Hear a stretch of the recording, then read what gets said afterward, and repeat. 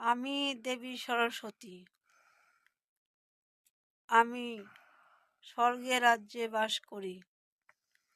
আমার যখন পুজো হয় তখন এই মর্তধামে নেমে আসি। আমার আশীর্বাদ তোদের সবসময় মাথার উপরে আছে। আমি এই সরস্বতী পুজোয় মর্তধামে চলে আসব পূজা নিতে। যারা ভক্তি ভরে এই মা সরস্বতীর পুজো করবি, আমার সবসময় তাদের মাথার উপরে আশীর্বাদ থাকবে। আমি দেবী মা সরস্বতী। মাঘ মাসের শুক্ল পঞ্চমী তিথিতে আমার এই পুজো হয়ে থাকে। আমি এই ধরাধামে আসি পুজো নিতে। এই পুজো যারা করে মা সরস্বতীর বরে, তাদের লেখাপড়া হয়, তাদের পরীক্ষায় উন্নতি হয়, তাদের চাকরি হয়, তাদের জয় হয়, তাদের মঙ্গল হয়। সবসময় আমি তাদের আশীর্বাদ করি। আমি দেবী সরস্বতী। আমি বিদ্যার দেবী।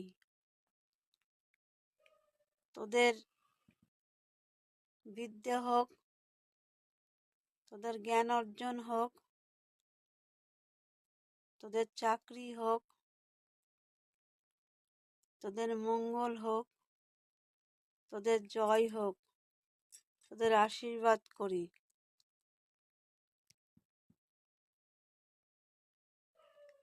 আমি মা সরস্বতী, বিদ্যার দেবী।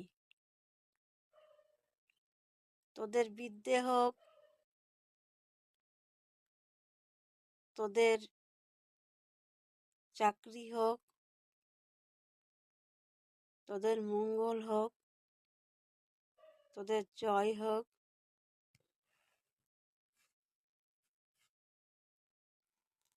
আমি দেবী সরস্বতী। তোরা এই মন্ত্র পাঠ উচ্চারণ করবি। জয় জয় দেবী চরাচর সারে, বীণা পুস্তক রঞ্জিত হারে।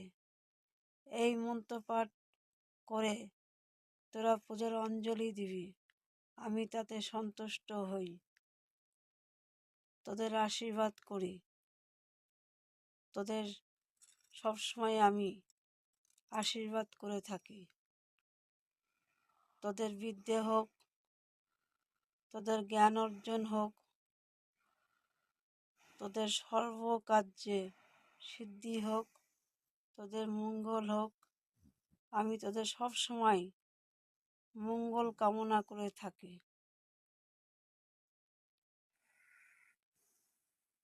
আমি দেবী সরস্বতী।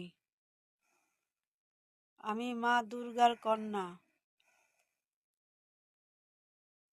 আমার কৃপা না থাকলে কখনো বিদ্যা অর্জন হয় না। আমার কৃপা থাকলেই তবেই বিদ্যা অর্জন করা যায়। তাই মন দিয়ে দেবী সরস্বতীকে ডাক, তোরা নিশ্চয়ই তোদের বিদ্যা অর্জন হবে, তোদের সফল হবে। তবে শুধু সরস্বতীকে ডাকলেই হবে না, তার সঙ্গে অনুশীলন দরকার, তার সঙ্গে পড়াশোনাও করতে হবে, তবেই তার বিদ্যা অর্জন হবে। কষ্ট না করলে কেষ্ট মেরে না কথাই আছে। আগে কষ্ট করতে হবে। মা সরস্বতী কৃপা সবসময় আছে, তারা